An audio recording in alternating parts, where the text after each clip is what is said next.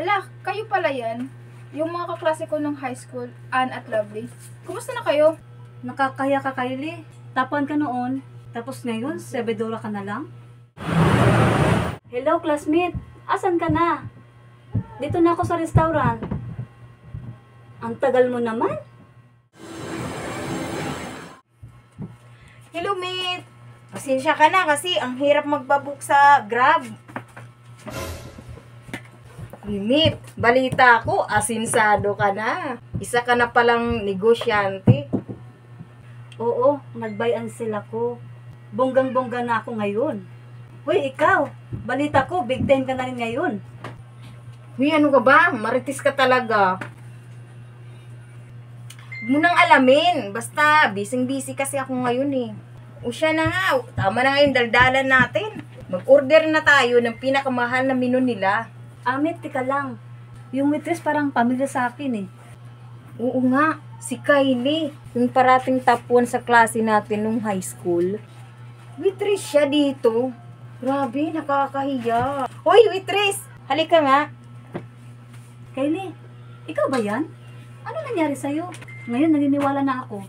Nabilog ang mundo. Ang dating top 1 sa klase noon. Ngayon waitress na? Hala, kayo pala yan. Yung mga kaklase ko nung high school, Ann at Lovely. Kumusta na kayo? Ito, negosyante na. Nakakaya ka naman, Kylie. Tapuan ka noon. Tapos ngayon, sabedora ka na lang. At si Ann, ito, big time na. Hoy, kung dati ikaw ang tinitingala namin, ngayon, ikaw naman ang gawin naming tagasunod. Order mo nga kami dun sa counter. Tinamad na kaming tumayo eh. Eh mga classmate, pasensya na. Self-service dito eh. Hoy, pwede ba mamang itawag mo sa amin? Hoy, di ba, sabedora naman pinasok mo dito? I-order mo kami o ipapaya ka namin? Saglit lang mga ma'am. Kunin ko lang po yung menu. Mga ma'am, ano po order nyo?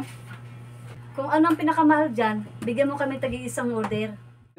Mga ma'am, ito na po yung bill nyo, 2,500. Akin na nga. Kala mo naman tatakbuhan ka namin. Umit, 2.5 daw. Ha? Bakit ako?